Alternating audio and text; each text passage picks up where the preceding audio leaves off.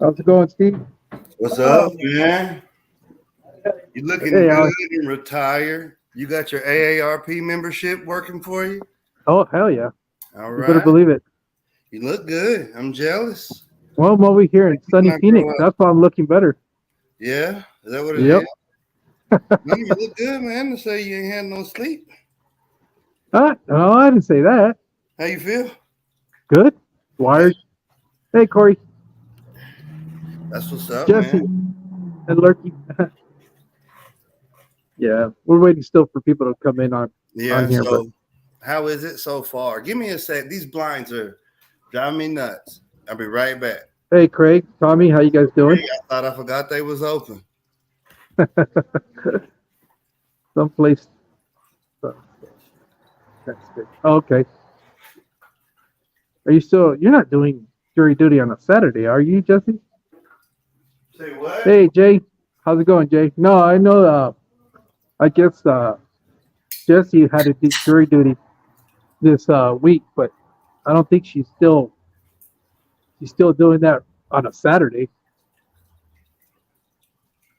But I guess they're getting ready to start the first talk here at the event. For those of you that are joining us, I'm out here in Phoenix today. Well, actually, I guess they call it Sun City. It's just west of Phoenix. It's a big event that they have out here every year. Turns out during the only time they haven't had it was the last couple of years because of the pandemic. But other Mhm. than that, they've always had it.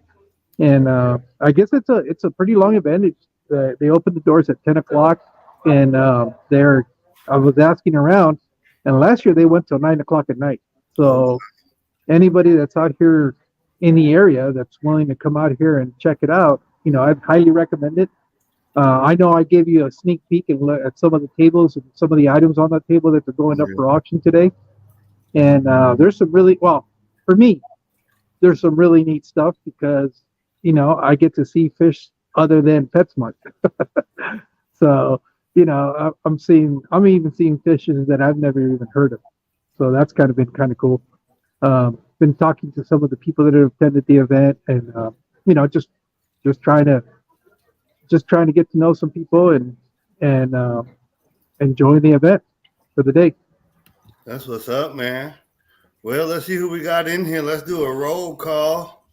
What we All got right. so far? It's still kind of early. We got Corey, Jess, what's up? Craig's Catfish, what's going on? Silver Creek, what's good? Nano Aquarium guy, Jay, what's good, bro? Jeff Kane is in here. I think that's everybody. Yeah. So far, so far. It's only been one Oh, week. get some green reservoirs. I already have some green reservoirs, Tommy.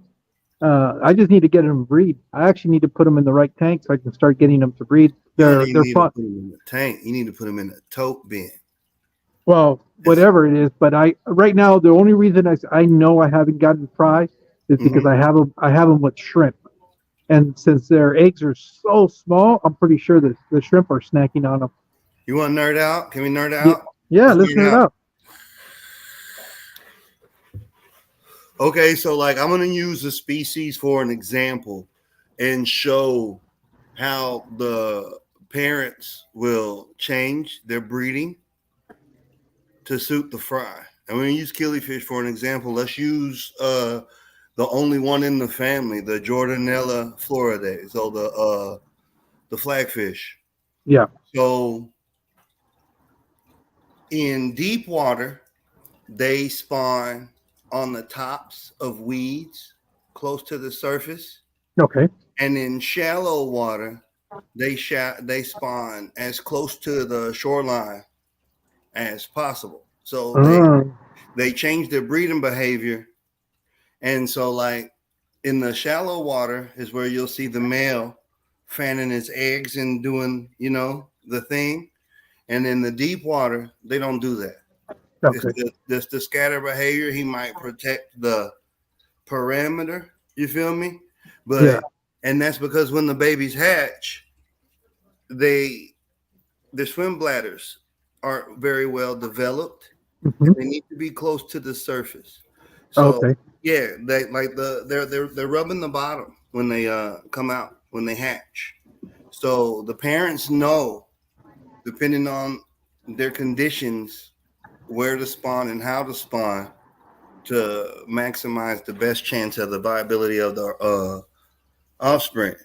So that's cool. You mentioned that about the Kuba tie, and that's why I was alluding to using the tote bin, because you can emulate that environment in a tote bin to where you still have the volume, you have the surface area, but you're still able to have that water Well, shallow enough. You feel me? And weedy. yeah, and I actually have. I think now that Hey, you mention it, I have the perfect tote for that. yeah, And what I'm going to do is I'm going to create a bank on one side, um, so to give them an area to mimic what you're talking like about. lay up on, right? Yeah. Like low key, I was thinking about that, and I just haven't done it. Shit, I be so damn busy, but kind of like setting up a brooder for some little bitty chickens, some biddies. Okay. We call them biddies in the country. They're little baby chicks. Chicks. We call them biddies though. But like, if you ain't got no money, or if you just country like me, like my granny used to use a box, but now we fancy now, and they sell those galvanized tubs. That's the Yeah. bougie way. Me, like especially like with quail and some of the like the bantam sized chickens. I use a tote bin, and then you clamp the heat lamp on that. You know, you set them up a little brooder, and that's Yeah. temporarily to until they harden up, and you can put them outside. But I was thinking Oh. about setting up that with the bank, with that Uh slope huh. you said, putting Yeah. that lamp on that one end, so it makes that gradient, and then Okay. to where you wouldn't even heat the water because you don't want to cook them, so they No, can do right like now my ambient temperature is well. For example, today we're going to be low 90s, but in the garage it'll be high 70s. So I'm not worried about it. I know the temperature is ideal right now for that. Looks like Berto just came in. Hey, Berto, how you doing? going on, Berto. Yeah, but I don't know. Do you guys want to take a look and see what at least the auction side of it is looking like? I could probably peek into where they're doing the presentation. Yet I Well, don't know if the speaker is actually going live yet. before you do that, can you kind of tell everybody where you're at, what you're Yeah. doing, and a little history on what this place is, how big of a deal it is? Well, So I can, this is the acronyms of the event is called S.A.K.E, and it stands for Southwest Aquarium Keepers Event. And this is hosted by the local Killifish Club. mm-hmm, But what's kind of cool is that they opened it up to all the fish clubs in the area, in the Pheonix area. Um, right now, we're actually located in Sun City, which is just a little the northwest of Phoenix. Um, but so far, from what I can tell, even for my own fish clubs that I belong to, which is mm-hmm. right here, the Southwest Aquatic Society, this auction seems to be like it's going to be much bigger. This is an annual event, and I've already met people that I know from San Diego that drove down here. Somebody else had come up um, from Tucson. So you're getting people from all over the area coming down here and attending this meet. So it's a pretty big deal.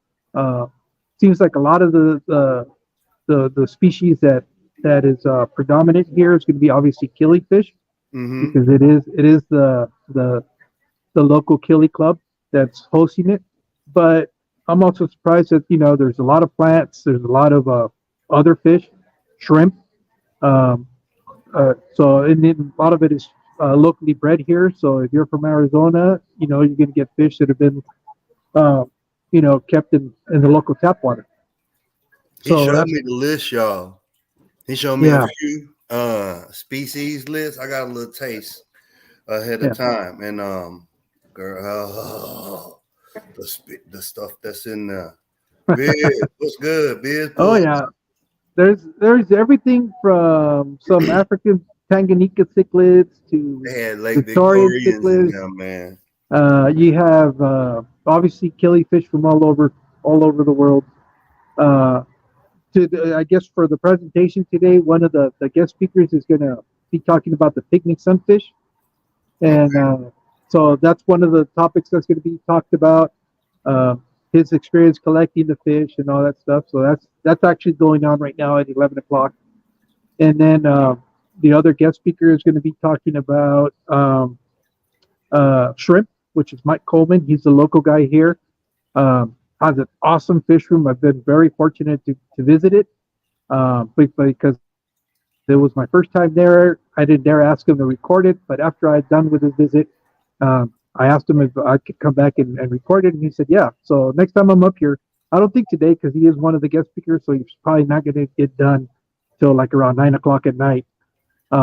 Hey, Drew, and so you know, unfortunately today won't be an opportunity to go look at his fish room, but I'm telling you, it is an amazing. He's breeding.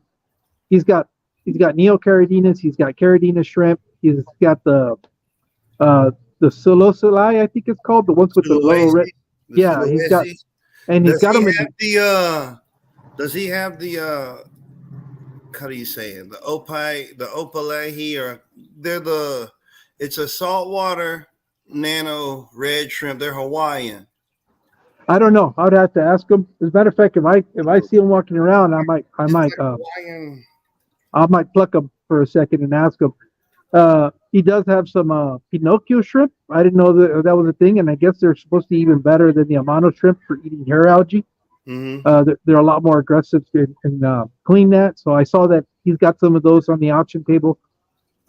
There's just a lot of stuff. Yeah. I mean, there's wild All bettas. right. Ope Ule or Ope Mhm. Ula. Yeah. Shit, tell me. It's Halocardenia rubra. See? Okay. Remember that conversation we had? Yep. One of them. What? Yeah, that's it. Yeah. Them, they're dope. Yeah. So yeah, there's still a lot of people filtering in. Even though it's supposed to start at 11, there's still people coming in. If it stays open till 9 o'clock, then it's going to be ongoing. It's going to be quite an event. And there's five presenters, or there's five topics being presented today. So it's going to be a lot of information. I'm kind of looking forward to that. This is the most I'm going to be able to get to nerd out on a day related to fish keeping. So that's kind of exciting. So Mi amor. I'm gonna do that early. yeah. You need to take care of that business. Yeah, claro que sí, porque no me quiere si ella esté molesto conmigo otra vez. But no, bro, this is good that you're streaming from here, because we can take this opportunity. You know, this is a part of a hobby that my hope is becomes more exposed. Yeah. And this is that next level of the hobby. You know what I'm saying? That I always speak of, that you really don't have a whole lot of on YouTube. And I kind of feel like a odd man out, you know, on my channel sometimes. You know, we talked in the past. And this right here, this is the essence, right? Well, this is where it goes down. This is going to be real interesting. Like I said, this is my first time actually attending a full blown event, because you get so many different, so many interaction from the different clubs. So now you actually get to see what the fish community in the Phoenix area is like, because you're getting all these groups together. I know they have a group that just all they meet for is for aquatic plants and stuff like that, and so they're also here, and so it's kind of cool because all the interactions you're having with these different people is I feel like a sponge. I'm just learning all kinds of stuff, and it's pretty exciting. I mean, not being from Yuma, you don't get out and interact with this many people in the hobby, especially with this many renowned names in the hobby community. It's a great opportunity, and what I mean is these are actually people that are out collecting in the wild. They're breeding these fish, It's real hands-on experience. And there's, I was just talking to one of the guest speakers here, um, and he's been doing this for 35 years. And we were just before we came on live, we were just having that conversation. He's gotten to the point now where he actually wants a lot of his speeches to be documented because he wants to leave his knowledge for the rest of us to be able to enjoy. There you And go. so it's just a great opportunity. I don't. I always hear people complaining that oh, I have to drive 30 minutes to get to this event. Well, I'll tell you what, I drove 3 hours to get here, and it's well worth it every single minute that I spend on the road. Just you know, it's whatever you want to make of it. I one of the funniest things in the local, and I call it my local. I'm 3 hours away, and Yeah. it's my local fish club.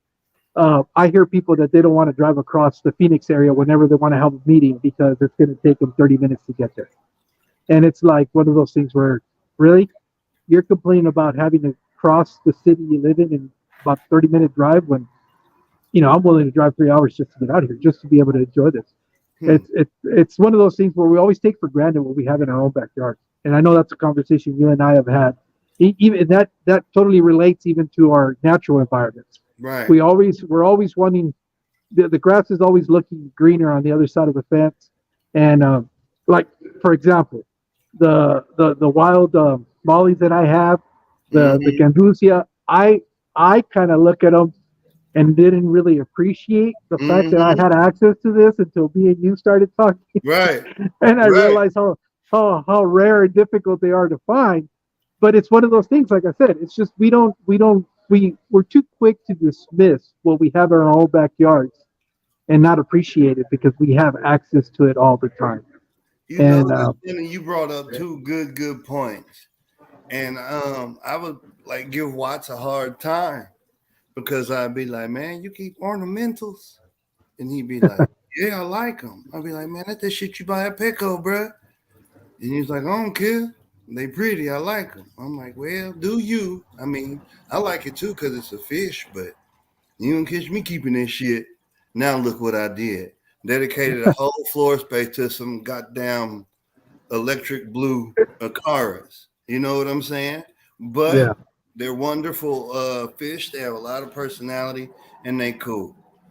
And then the other point you brought up was leaving a legacy on video and making sure he's leaving that knowledge behind it. Like that resonated because that's part of even the whole reason I'm on YouTube boy, is I think make a I think that's a big library. that's a big part of why us content creators are doing this is because you want to be able to share what little knowledge that you have Right. for those that are coming on and could benefit from what we've learned through trials and tribulations. Hmm. It's one of those things where maybe it might have seemed like a simple solution for me, but somebody it could be what a situation that I'm dealing with, or a way that I'm breeding something. I might discard it as something that's very easy and whatnot to do, but for other people, it could be very difficult. Right. And to be able to share what it is you're doing to have success, I think it's important. That doesn't mean that the way I'm doing it is necessarily the right way. It just means what's working for me in that situation. And when you've tried all the different uh, uh, methods of doing it, why not try what I'm doing? Because it might work out for you too. So that's the only reason why I feel it's important to document a lot of our experiences, is so that there's an archive of it and people can fall back and listen to it and learn from it. Well, you said something really important, and that's the sharing. It might be easy to you, right? Yeah, But somebody could have been stuck for years or whatever on that one specific issue, yeah, and that be that groundbreaking thing that that I'll be down moment, and then they good. They like, man, thank you, man. And then you like, why you chuckling now? Same thing. You'll do that and be like, oh shit, man, I be doing that all the time. I didn't never thought about that, you know. And yeah. that's the trend now. Is and that's just human nature. Everybody going Well, camps and I, stuff. I You know know? what you're alluding to. I know Well, I'm what you're talking about alluding to. don't be a gatekeeper. to Yeah. the information. You know what I'm saying? And Yeah. it's like, why? How do we get where we at now to where everybody acting an ass so they can sell people stuff and argue about irrelevant, arbitrary nonsense to where it was this, the event, S.A.K.E, the love, the camaraderie, the sharing, you know? Hmm. And I think right there, that part is built into the legacy. So this whole thing right here is cool, you know? Yeah. Because that is part of that's like the essence of the legacy right there. The sharing, the love, the moving forward part. You know what I'm saying? Yeah. Yeah. No, it's just, you know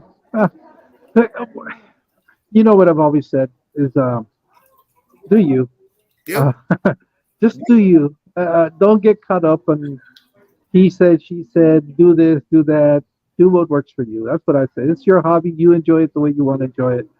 Um, at the end of the day, the only one that's going to be looking at stuff is you.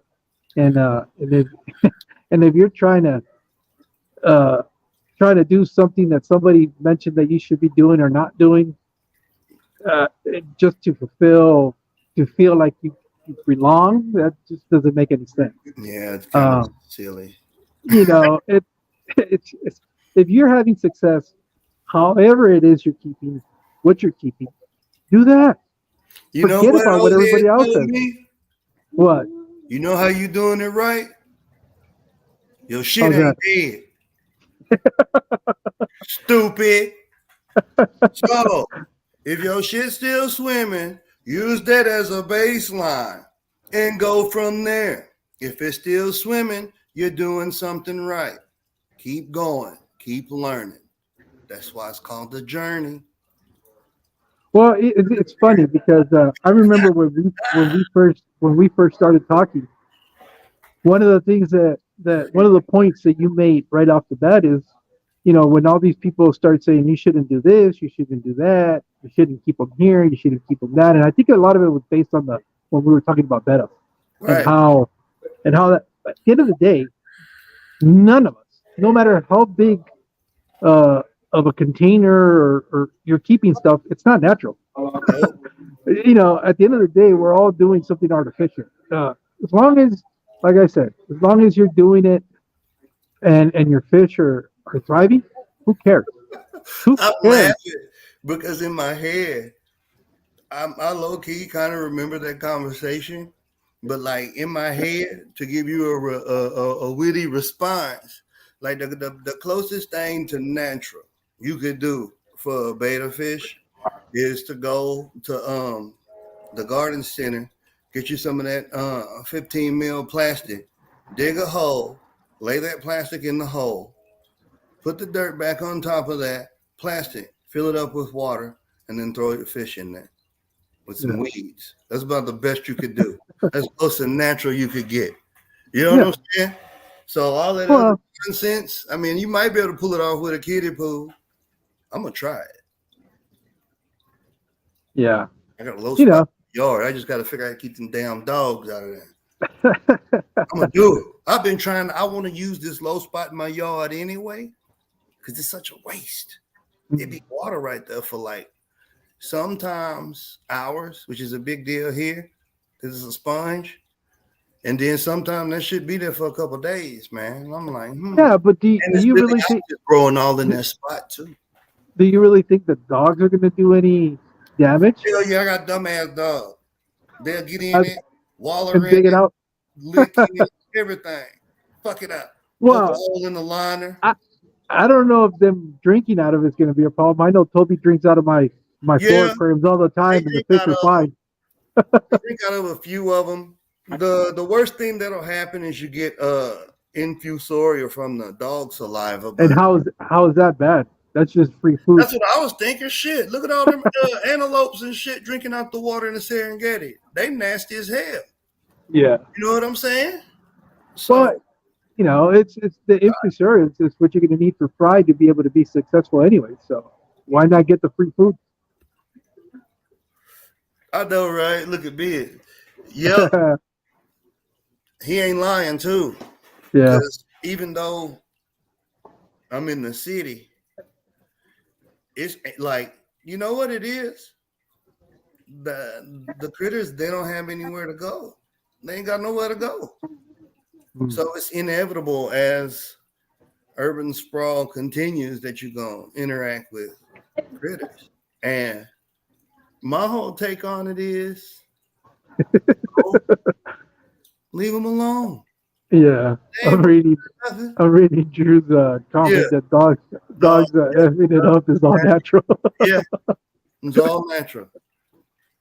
Well, it'd be no different than a wild animal. The only difference is they wouldn't probably play in the water like your dogs do because they think it's a pool Right. for them to cool off. But Then they you get know, bashing and digging and poke a hole in the liner and I yeah, go back out there and I jerky think that and would be the biggest problem is them tearing up the liner in that yeah, pond than that anything was else. the only issue. I wouldn't care if it was like whatever, you know. If it was a real pond, would I be kind of like hell no? Yeah, I train them not to, but they gonna get into this dogs. They gonna be all Yeah. right. But yeah, All right. So do you want to take a look, see what's going on, or what? I'm ready, man. All right. Let me. What's up? We got plants, killifish. Who's all the conglomerate organizations here today? It's the What? Southwest Aquatic Society. Okay. The ARC, Arizona. How do you say it? Ravelin or Ruvelin? I could never pronounce that word. The Rivulines. The Rivulines. Yeah, Rivulini. Killifish. Yeah, they're pretty. And then actually the San Diego Tropical Fish Society is also here. We have the Arizona Aquatic Plants Enthusiast. I think it's the name of the club that's also here.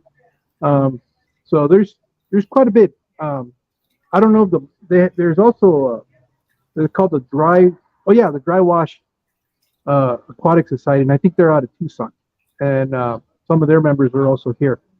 And what's cool about the event is that they open it up to all the clubs to be able to bring stuff for the auction. So it's an opportunity to sell your fish to a whole different group of people, and because they're uncommon to them, and you usually get better pricing than if you go to your local fish club where you've already flooded the market there with what you have. So, but let me go ahead and I'm gonna start collapsing my. Let me collapse my. You're supposed to be my stand so that I can go portal. Let me. All right, here we go. There you go. All right, so right now we're going to walk into. Let me see if I can turn the camera on. Oh, I wouldn't get no snake, Berto. They'd be wild snakes. I mean, I wouldn't care as long as it ain't no water moccasin or something that could bite somebody and hurt them. I wouldn't care. It'd probably be water snakes or something like that, though. That would be invasive. Yeah. So, this is where they're going to have the auction. Oh, I apologize. Oh, sorry. Man, I'm smacking people left and right now. This is the hall where they're having it. It's called the Hell Room. And in here, you can see where the people, this is where they're, I think this is part of the silent auction bit. Yeah, whatever's in each bag. The registration table. And here we have some of the items that they brought. This is, it's kind of really nice, organized, kind of neat where they have, look at this is really cool. They have the plant sections, and then the other table is mostly fish. They do have some Jorge, can you hear me? Yeah, I can hear you. You're coming in a little muffled. If you can adjust something to fix that. How about now? Yeah, that's great. And then they're asking you if you can turn the camera sideways. I don't think you can. I don't know. No, I can't. I can't on the phone.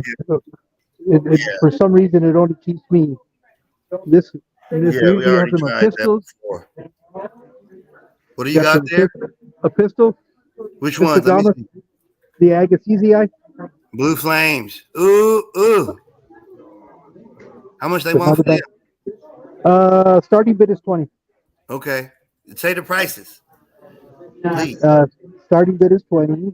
Well, actually, yeah, that's the first bid. Somebody already bid at 20 on those. This is a silent auction, so these look like some little whiptail catfish.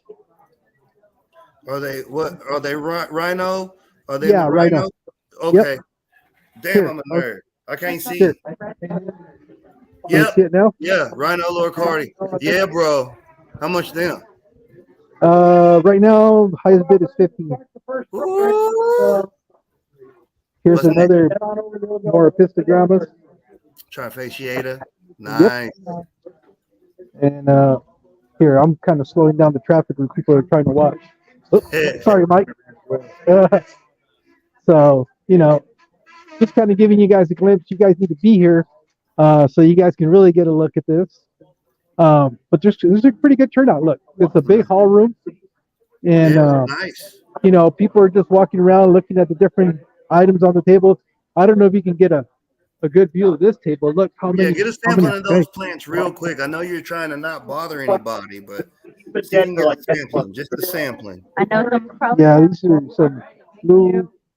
It's just, I don't want to be in people's way. Right. Here. Once it slows down, I know the first guest speaker is about to go on, so I'm hoping that the room thins out a little bit more when that happens. But the typical things, you'll see some used equipment. It's a 55-gallon. You got some artwork, some botanicals, hardscape, you name it. They got, Nice. it's just a lot of stuff in here that's really cool. It is a pretty good gathering in there too, man. It's busy. Yeah, they got. This is kind of cool that they actually put a picture of the fish that you might be buying, so you get an idea of what they look fully grown. Go back to the first fish you showed. The pseudomagills. That's what I thought it was. Yeah, Gertrude. Oh my God. Aru yeah. too. You know that's a They have. type of cow. I'm getting all Oh, is it? excited. My bad. They have some rainbow fish, some red flames. I mean, there's stuff that I've only heard mentioned or seen in pictures. You can actually get to physically see them here in person.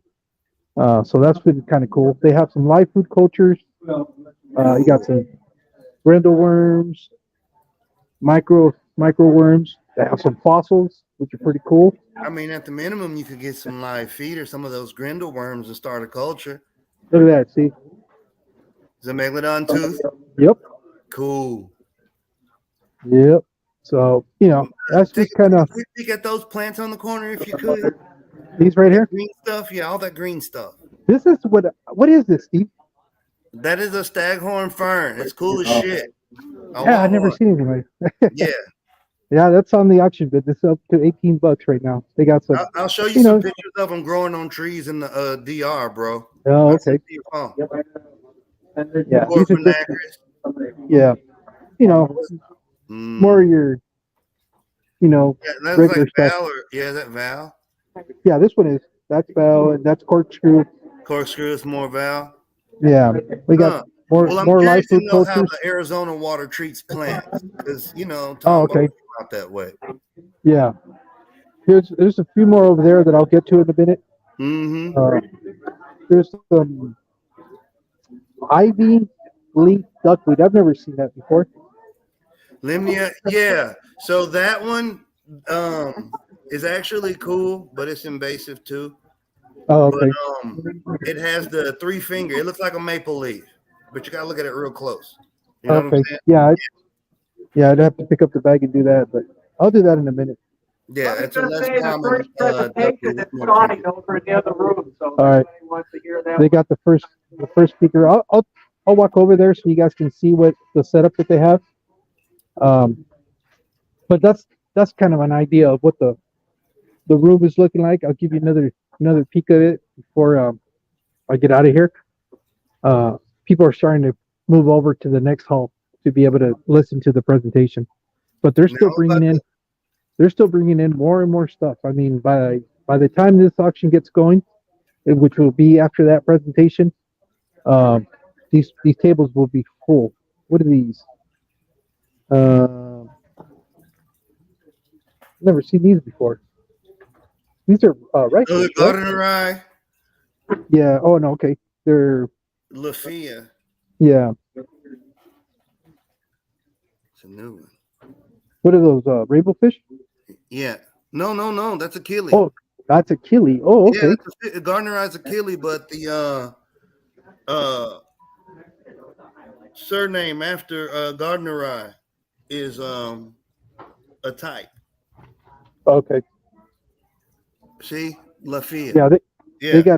they have several. Oh, okay. These are softwater. Yeah, These those are are kind of cool. they're soft water and I, they're I like how the information tag on this gives you everything you need to know about them. You see how yeah. this person did it?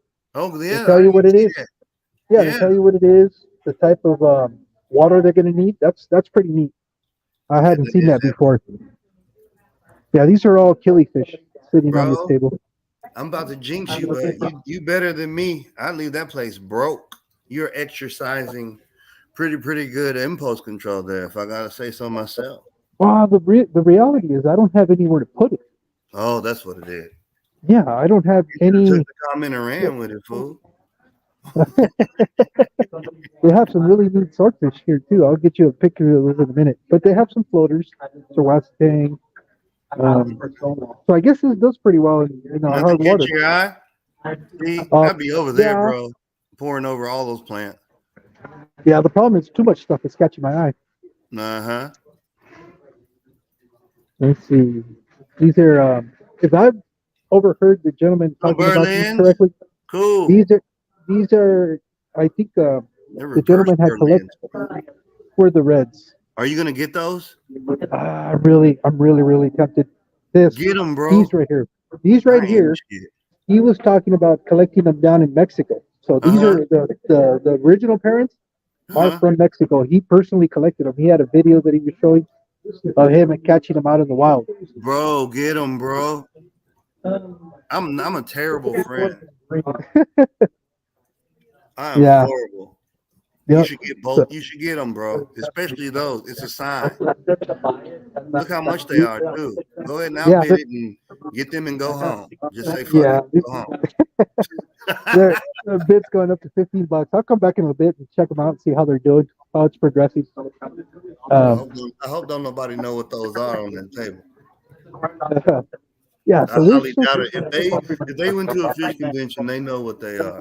I would yeah, Like, but you see that table is still full of fish that are just bringing in plants. I mean, as we speak, people are still bringing in stuff, and there's just so much to see and do. I'm going to go ahead and walk over to the next room, which is okay. just on the other side. This is where the presentation is being held. And I'm not going to speak so much because somebody's already talking. So, Gotcha. but I'll give you guys a peek.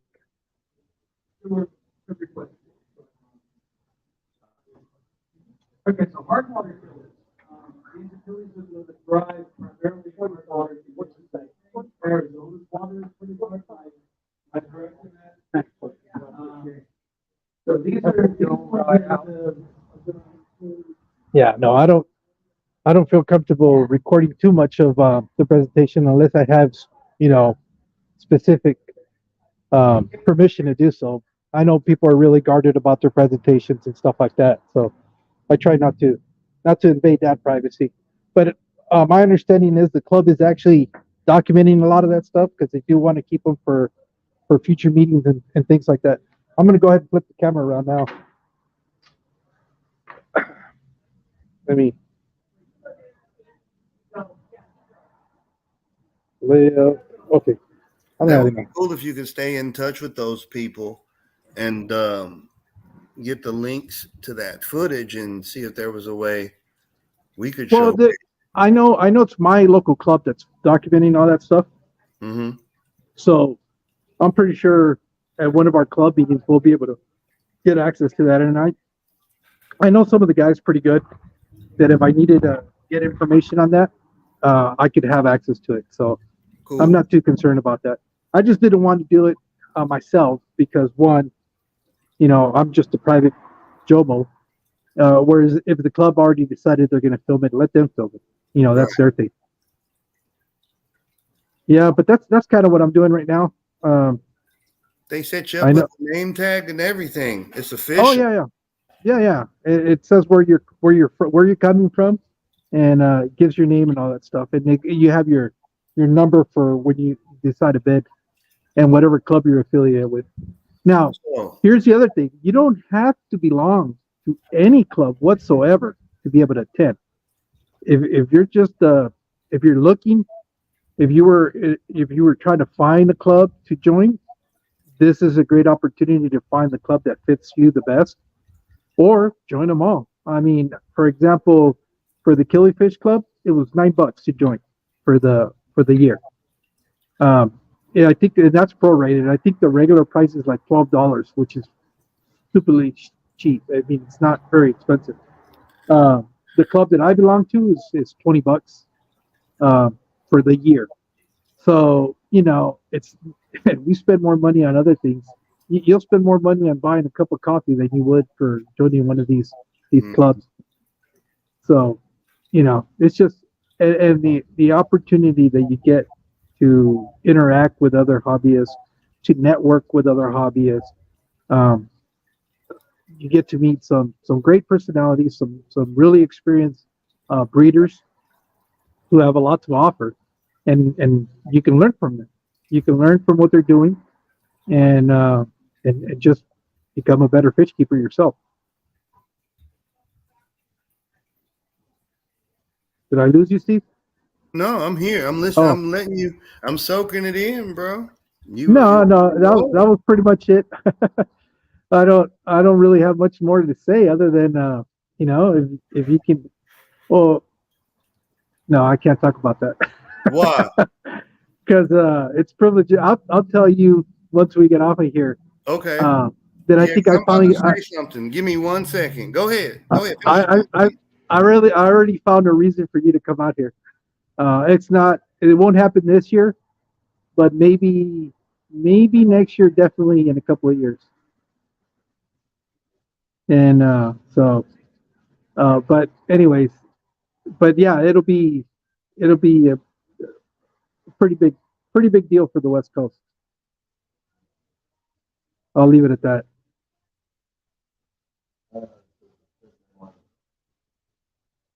What are you doing? I can't see you. I can't hear you. Did I lose you? I'm here, bro. I'm like listening to you. So I'm just sitting up here thinking about this privileged information, and I was waiting for you to finish. Oh, I think we might have lost him.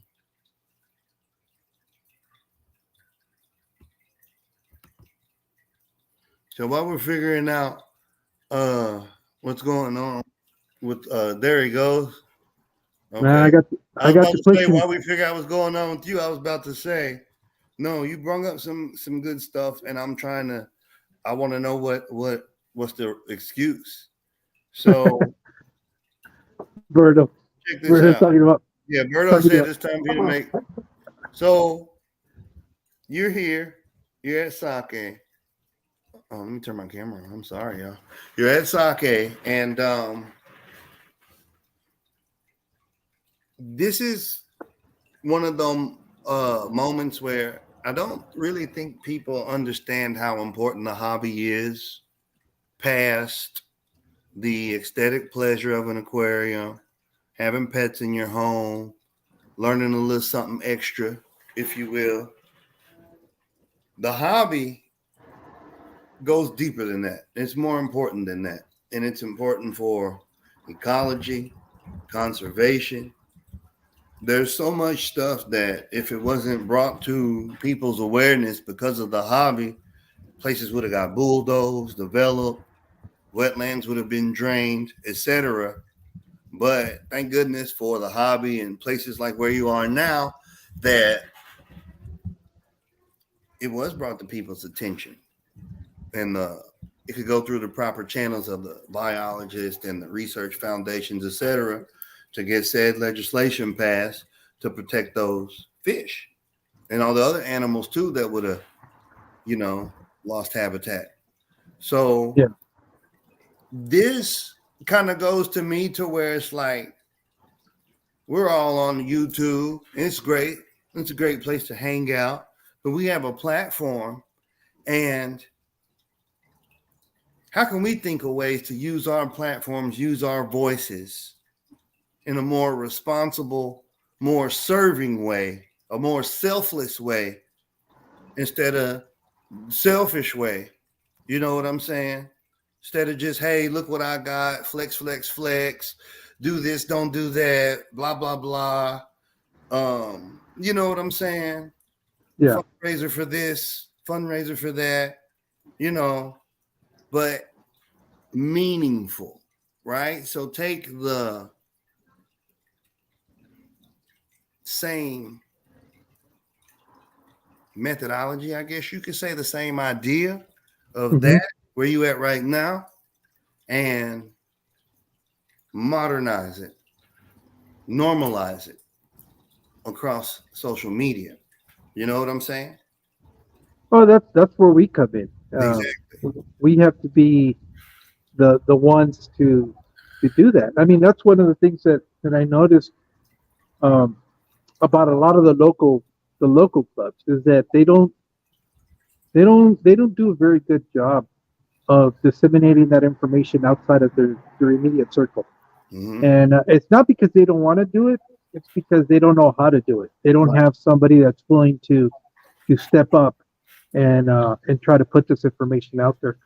That's why I say it's our responsibility, us as content creators, if we are participating in the fish club, you know, help them out. You know, publish as much as you can, given with permission, and and get that information out there. That's what I was going to tell you earlier. One of the greatest benefits of belonging to a fish club is having access to information you're not going to find on the internet, Yep. and it's actual actual experience, hands on.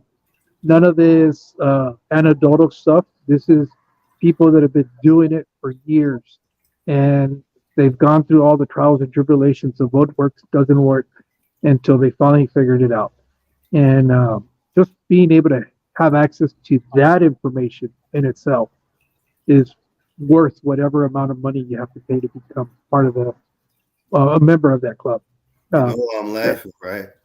well, yeah, I know why you're laughing because it's Dale something just you've got always it. preached, I'm about to talk some shit. huh? I'm about to start talking shit. Dale just you got know, and it's and so to be able to tap into that, like I said, is just one of the many upsides of being part of a local fish club. Um, that stuff is just really is priceless. right. Especially for somebody for me that I don't even in a small town, even though there's breeders, but um, they just there's not you don't get that access, and it's funny that I have to drive 3 hours to be able to do that, And you and know what? it As doesn't matter person, if I come it doesn't matter if I have to come to Phoenix or San Diego because it's the same difference. right, right. I'm literally right in the middle of the two of them. So See, and that's the same thing like G-Hack, right? mhm. The club I belong to, Houston Aquarium Club. So you're over here at S.A.K.E, and it's got a pretty good little crowd in there, and they got some pretty big deal speakers. But what you don't see is a shitload of vendors, a bunch of Yeah. people selling shit, smoke, lights, music, like a goddamn rave party. You don't see a bunch of superficial bullshit. What you have in there are some enthusiasts, some dedicated people to the hobby who want to get together on a Saturday and Likewise, Mickey. oh, Yes, I know. and share and do what they love. I thought I was interrupting George. He's meeting people. Oh And yes, yes, in that 150. that's cool that they can do that. Let me see what George got going on. Y'all hold on. No, no, not yet. I've heard about them, but I've never had.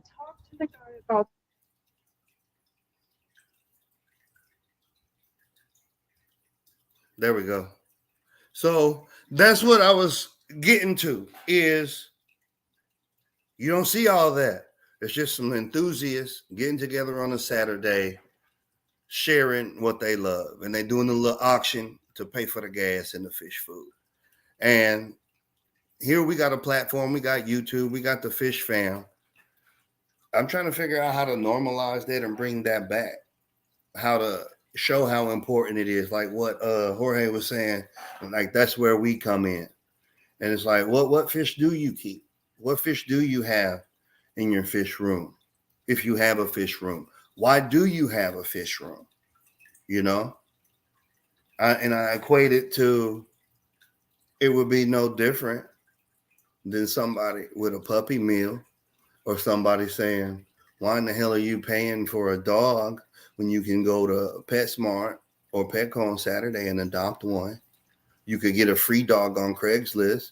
It's no different than having a room with a shitload of tanks full of fish that are bred right here in Florida and ponds that you can go to any Petco or PetSmart and get. It's no different to where an opposite solution to something like that would be having a fish room full of a bunch of species that are uncommon, that are losing habitat, that are extinct in the wild.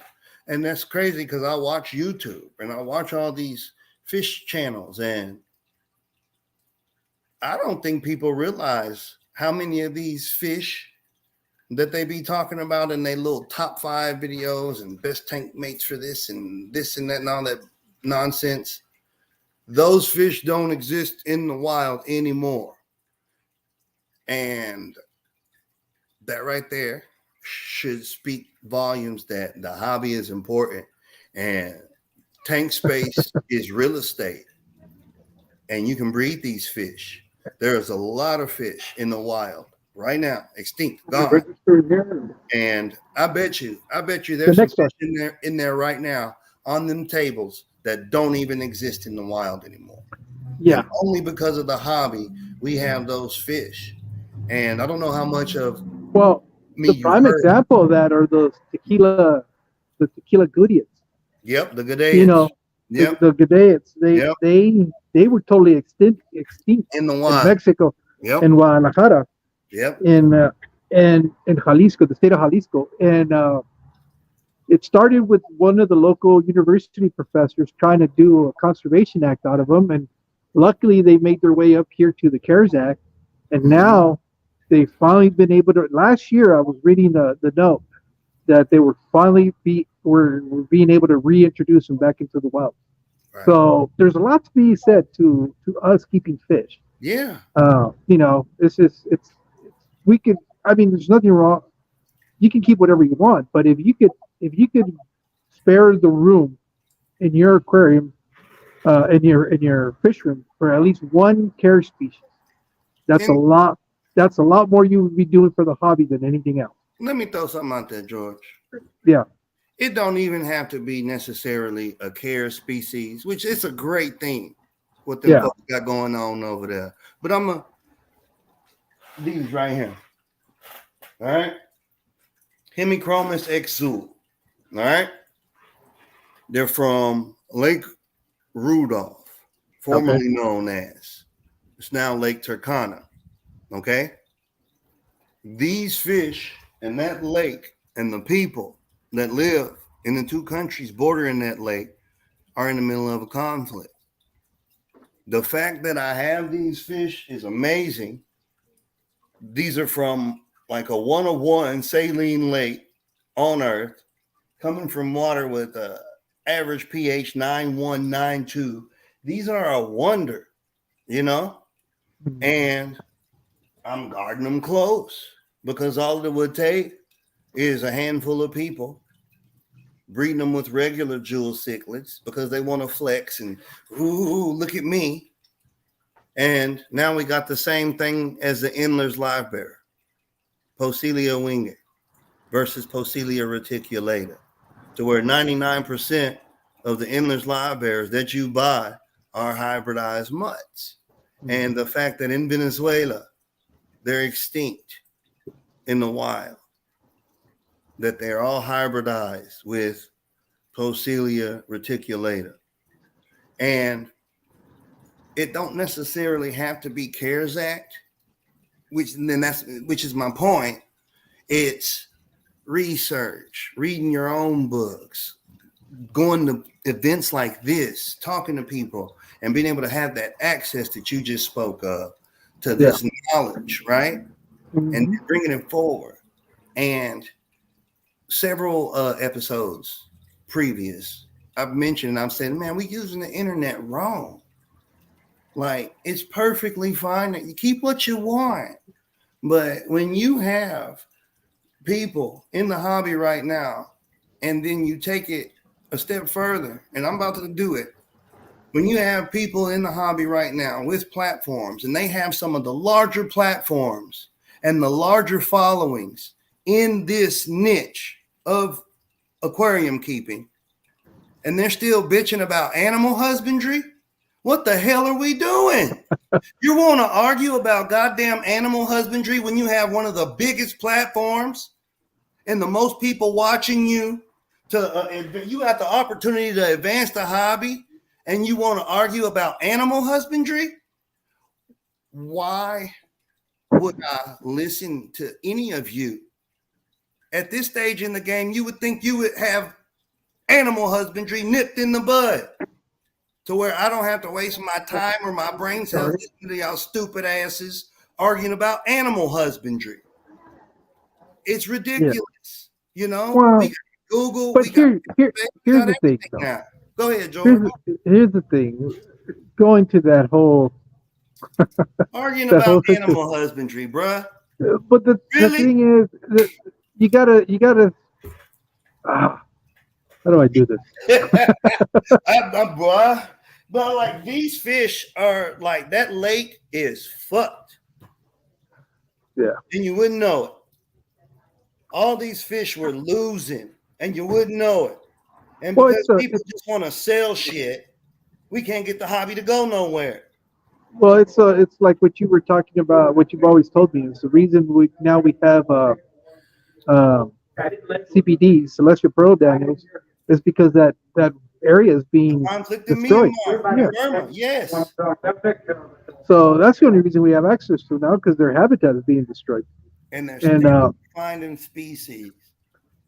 Like, as we speak, they're steadily finding species. You can go look in the database. So there's like a world organism database. It's really bad. They have every living organism cataloged in this database. And of course, you go to the fish subcategory, and you can look in the when they do the taxonomy classification, when they list them, and you can, they got the year in parentheses, and you can just look and you can see 2021, 2022, 2017. Like, that's not just new. So you can put it in your fish tank and see how many clickbait views you can get. But I'm talking about new to human existence, human scientific acknowledgement. Yeah. And just because it's new don't mean shit. We could be finding some of these species when they on their way out. You know? So it behooves us to pull our heads out of our ass and think about this whole thing a little differently. That's what I'm saying. Yeah, there's more important stuff to really get hung up on. Yeah. I mean, hell, if you ain't got animal husbandry down, this conversation don't apply to you anyway, because you ain't gonna be able to keep none of that stuff alive. Well, I know Drew last night kind of alluded to it on Jesse's stream.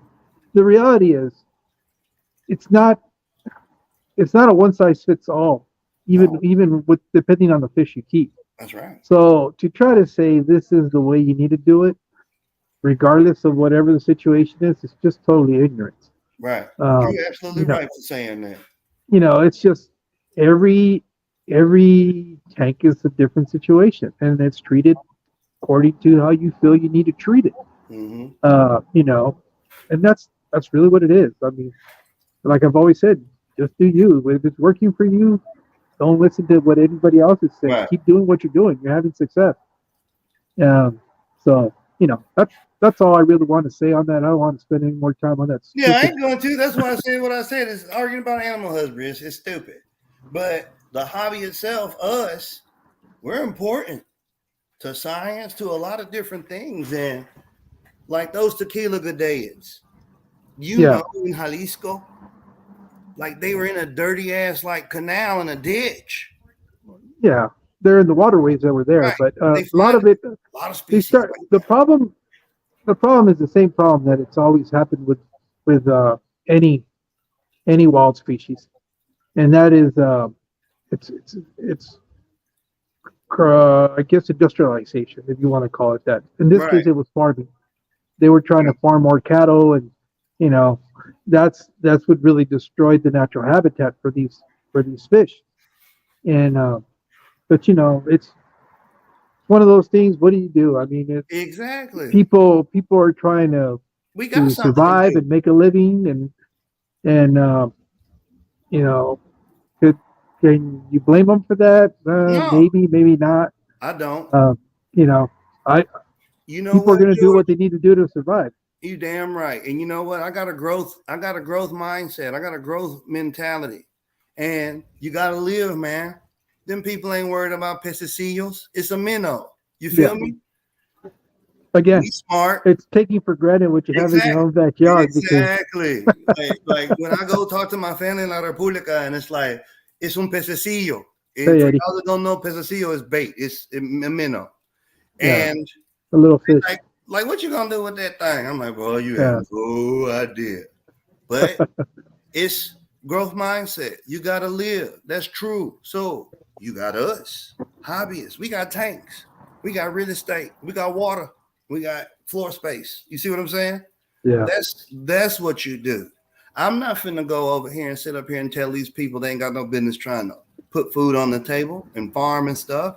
However, everybody do love nature. Nobody would go out of their way to just maliciously destroy something. yeah, When you educate them about it, hey, this is what it is. It ain't that many left, so we're gonna take them. We're gonna do this, this, and this. Oh, okay. And if we find some more, we ain't gonna mess with it. We'll let you know so you can come get them first, and then we'll. And people do that. They will work with you, but it's where you gonna keep them when a good 85-90% of the tanks hey Jennifer, got stuff swimming in it that a it's a hybrid. It's man-made, so GMO. It's a GMO. B, you know what I'm saying? They breed them right there in Florida. And C, it's like hardwired into these fish to have a short shelf life, so you can keep buying more. Whereas you get some of these wilder, ugly fish, and I say it all the time, they tougher than woodpecker lips, man. They yeah, will surprise you. You know, yeah, you remember when I called you about those Aphaneus mento? yeah. Those fish. I was like, I man, just saw that they changed the name of those. yeah, they did. I was digging around last night. I They're told called you something. Yeah. paraphenias, meaning that It's they're similar. yeah, Paraphaneus. Paraphenia. Yes. And wait, the senior is still Aphaneus. Paraphaneus is a junior right now, still a Mm, synonym. This is the kind of conversations I like to have, though. You feel me? yeah, Like, and me and Watts was talking about this. You look at a fish, and you got the store name, and then you got the taxonomic scientific Latin name, right? Well, hmm, there could be anywhere from 2 to 50 synonyms for the same animal, because as the biologists, ichthyologists, etc., are learning and classifying and reclassifying and shifting, etc., things get changed. And biology is constantly moving forward, constantly progressing.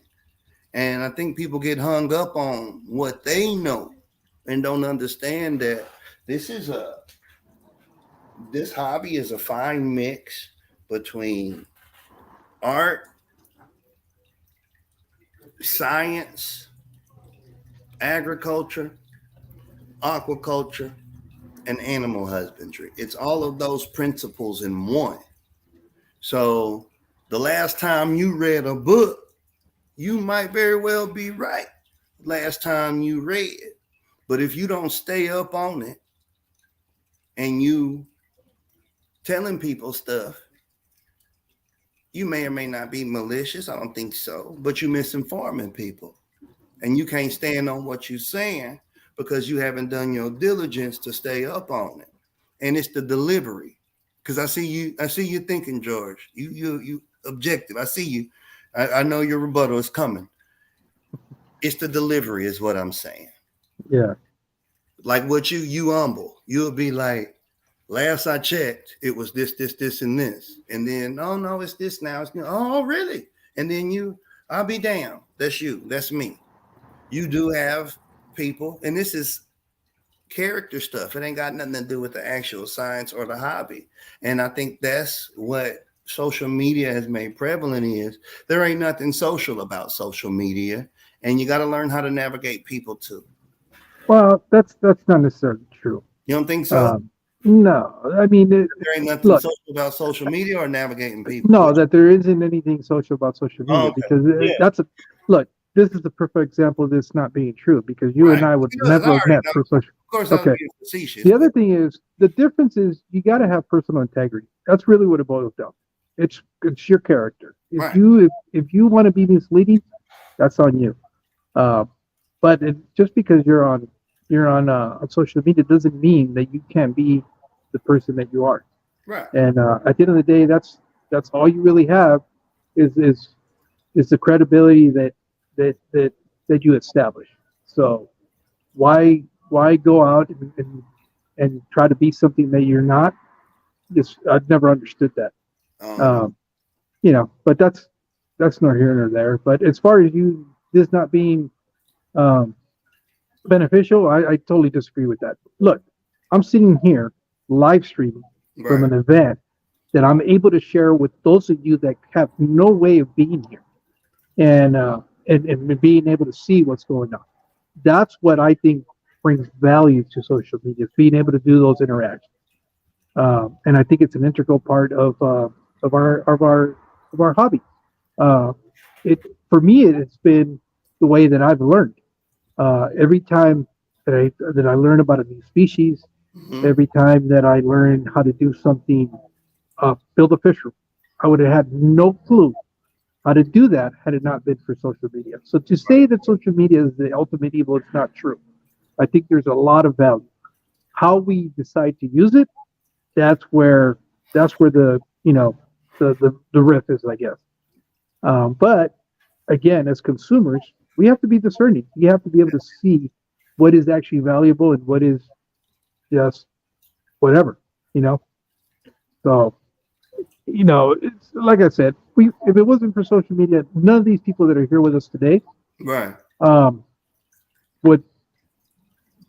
wouldn't know them. We would have never been able to interact with them, and we would have never been able to learn from them. So, I think there's a big upside to being able to have access to that.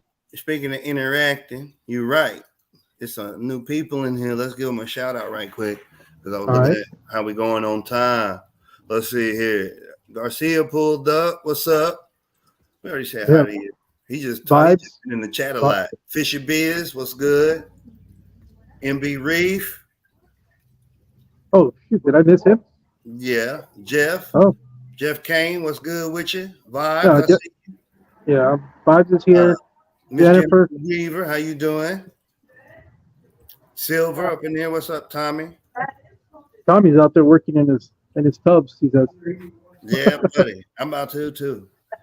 So yeah, give everybody a shout out. Thank y'all. Let's see what we got going on in the chat. Yeah, talking about plants and stuff. Yeah, I'm talking about Medaka rice. The rice fish. They have some. They said they have some here. Those are also kind of tempted to kind of keep, just because I know I'm going to be able to keep those in an outdoor tub out here because they're. I mean, if you can have ice grow over the top of that tub and still have them survive, I know it's a walk in the park for me.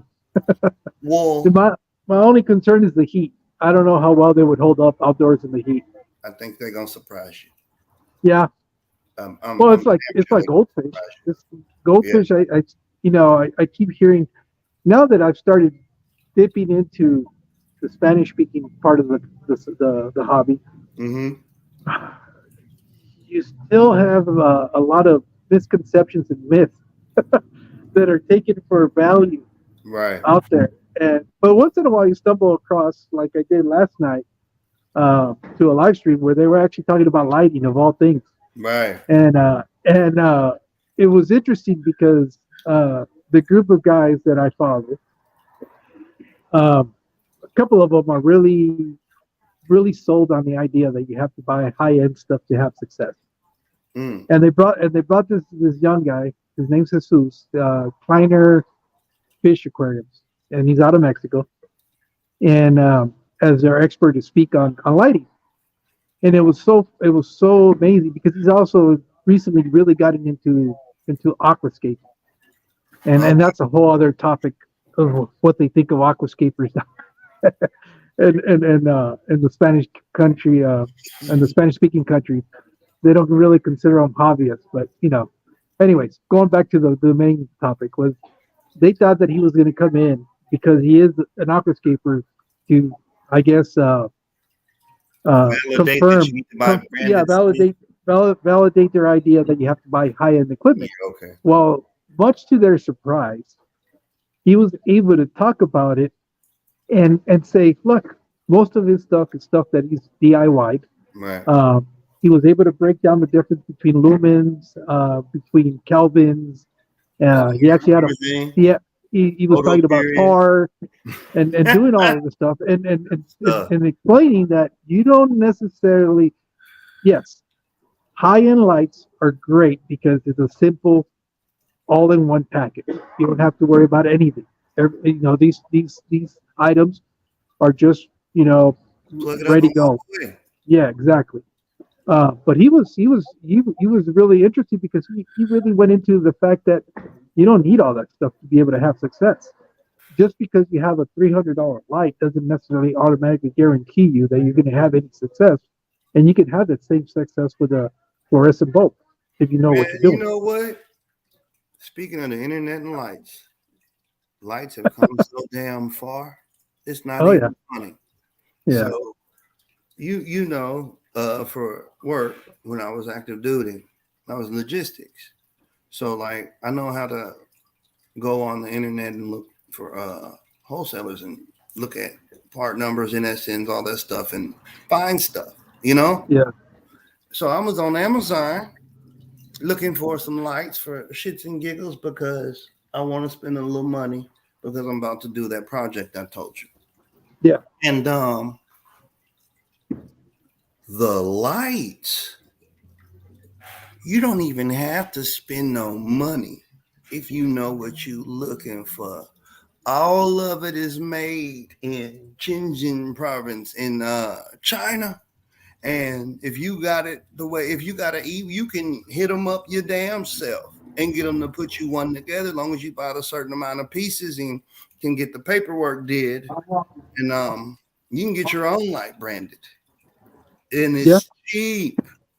And I was looking at Uh, ooh, no, I mean, no, it's cheap. it's no, that's not necessarily I'm true. gonna send Well, you some no, stuff when we get off of here, here no, no, so no, you can no, see. no, no, no. Here's what you need to understand, though, and I know this because this was already talked about. It's the manufacturing side of it is not the expensive side because it's relatively easy to do.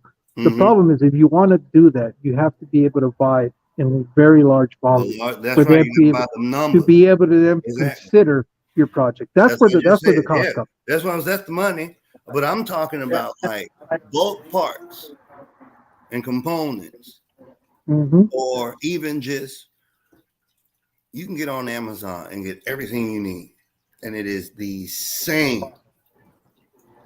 Yeah, but to be able to do You that, know what this that configuration? requires an understanding and knowledge There you and go. doing research, and not everybody wants to do that. I was And that's excited when I exact. seen that. I'm finna save some money. $25 for a Yeah, rig watch. yeah. So that's what Jesus was talking about last night. Is the problem is people don't do the research to understand that you could have a simple fluorescent bulb and still be able to do what you wanted to do if you understand what it is you're looking at or what you're looking My at. I LEDs is go, pennies now. mm-hmm. And the ones we need to grow plants is the cheapest one. Yep. Because people don't So like them. Plants do. Lights be for people. They don't be for plants and the animals. They be for us to pick up that spectrum. But the stuff the plants need, since it's cheaper. yeah. Well, So you want to wrap it up, or what? What do you yeah, got? I'm kind of antsy to go inside and listen to the Yeah, I guest see speakers. you itching. If you would oblige us, do one more cruise, give a Yeah. little commentary, and send everybody home for the weekend. All right. Let me go ahead and Yeah. Get yourself together before you go in there, and I'll put you on the main stage on satellite one. let's see. Did you hear me? No, what was that? I was gonna put you on satellite one on the Oh, main satellite. stage. You already know what satellite one is. We got okay. Are you gonna have the strobe lights and the music in the Yeah, background? on satellite one. Hey, how's it going? Make sure to tip the DJ on your way out, ladies and gentlemen. All right, let's see. Let's see if we can get a better look at the species and stuff. Most of the people have already moved over to the conference room. I mean, if you can sneak a little, sneak a little. Oh no, they're still here. They must have had a break. Oh yeah, yeah. They got definitely more stuff.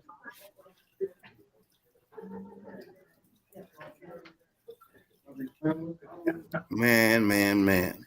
I want Oh to yeah. know if there's any extinct in the wild species in that room right now. I don't know. I don't know. You would have to be here to know that. Look, this table got full of plants already. Oh, wow. I'm looking at the plants down there, and I see like it must be a water thing down there, huh? Yeah. Well, we got to remember we have liquid rock coming out of the tap out here. Yeah, y'all got liquid rock. So Yeah. there's going to be some plants. There's Mike right there, Mike Coleman. Yeah. And but yeah, the turnout is, well, I don't know. Maybe you guys are going, that's not a big turnout, but for me, this is a pretty good turnout. I have, and people are still coming in and filtering out. So I need to start. If I'm going to really get to take something from here, I need to start placing my bids before I get outbid on what I want. Well, I tell you what. What? For it being what it is, it's actually a huge turnout because it's purest stuff. There ain't no bells and whistles. They there for what they for, the fish and the plants and each other. Oh, yeah. That's it. It's beautiful. That's hobbyist.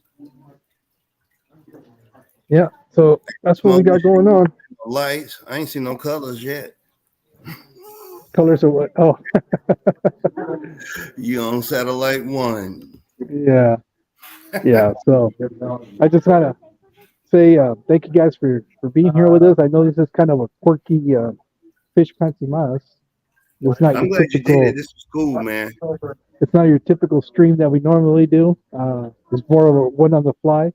Right. Hopefully, you guys have enjoyed it. And let us know. This is something that you guys enjoyed and like watching. Well, next time maybe we can get Steve to go out and do something similar to what I'm You got doing. no pressure. You ain't And shit. I can be at the other end of the camera, sitting down at home and watching what he's doing. So, All right. but other than that, I want to say thank you guys. I know it's a little bit shorter one than we normally do, but it is a different circumstances too. So, well, and if you guys can take anything away from this stream specifically, we're important. Hobbyists are important, and there's no rules. If it's swimming, you're doing something right. Keep going from there. And this is it right here. We're important. And this is a cool hobby. And it's actually more than just flexing. We actually do Yeah. good things for the earth, and it's really, Yeah. really good. So, well, with that said, I want to thank you guys, and we'll see you guys in a couple of weeks. Peace. Later.